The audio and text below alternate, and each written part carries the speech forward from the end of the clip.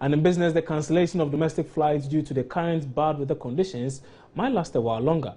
Joy Business is learning that the current situation could improve by next Sunday, that's December 13, a little later than the December 9 date given.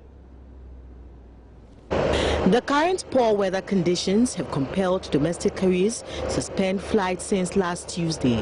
The situation is likely to affect the revenue of most of these airlines, with some analysts already projecting losses running into millions of Ghana cedis. Officer in charge of the Ghana Meteorological Department, Joe Tete Potifi, has described the current weather condition as alarming. He is, however, hopeful the situation may improve on Sunday, December 13. It's as bad as visibilities are becoming very, very poor. And this is the first outburst. We might have second outburst and third outburst before we get out of the wood. And if the first outburst should be as severe as this, then we must brace ourselves. It's severe in the sense that this one is very prolonged. Normally, when we have visibility below 700, it takes just 2-3 days and then everything is cleared. But currently, we are having a blocking high sitting over North Africa, and that is also prolonging the severity of the Harmattan on us.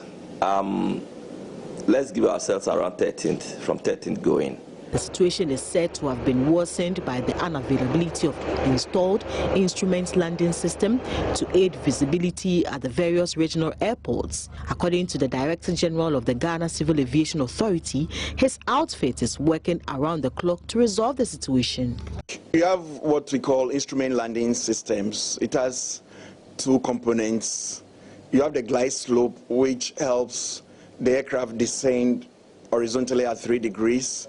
Then you have the localizer, which helps the aircraft align itself to the center of the runway.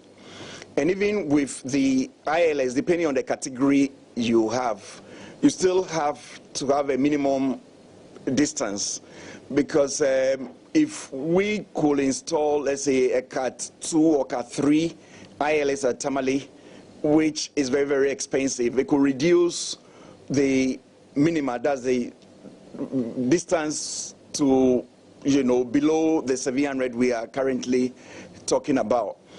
We are currently, that's the civil aviation, working on the installation of an ILS at Tamale. Now, some passengers and taxi drivers who ply the airport route also seem to have been affected by the weather conditions. They shared the experience.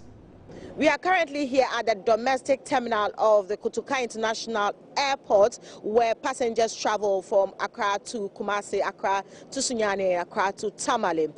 When you enter there, where cameras are not allowed in, you have the check-in personnel sitting down doing virtually nothing. This place is usually packed with passengers traveling across these areas I just mentioned, but nothing is happening here, and this has been ongoing since last week Tuesday because of the weather condition. In a bit, we'll be speaking with some passengers to see how they're coping with the situation. I'm here to take a flight from Accra to Tamale. Okay. Yeah. And what's happening? Basically, due to bad weather, I'm told that my flight has been rescheduled, and I had to reschedule about 3 times now. Preferably, we would have loved to fly, but then again, I'm just waiting to see what happens. I would have liked that when we come in, we'll get to know some of these details ahead of time, which would help us kind of chart our courses. But so far, I'm stuck in Accra doing nothing, and it's not right. How many days have you been here, or how long have you been here? I've been here since Tuesday. Naturally, I'm going to Kumasi. Okay. Yeah. And how long have you been here? More than 1 or 2 hours now. Okay. Yeah. And what's happening? And there was a problem between I thought maybe they were saying the weather, or no, I don't understand what they are saying. So we have a difficulty for the weather problem here. So we can't be able to fly. Okay, so what would you be doing now? No, I'll be going back. There's nothing I can do. So to postpone the trips for another day, maybe by tomorrow. Taxi drivers who ply the airport route are also indirectly affected. Seriously, but we have nothing to do. from time to time. All right. So how has it affected you? How much sales do you make in a day, and how has this affected you now? Well, the sales varies from each and individual. Our car owners are different. Average. On the average, maybe you have about 60 or 70 cities or 80 cities, but now we only had some few passengers at the international, if we are lucky. But there's a strange as if it's too much here because of the weather, no business. Business is coming down because no local flights. Because of that, so as here we are there. We just pick it one. We didn't get any money now. But we have been getting small, but now with the business come down, a day we get about maybe, it can take about 60, 70 cities in the house.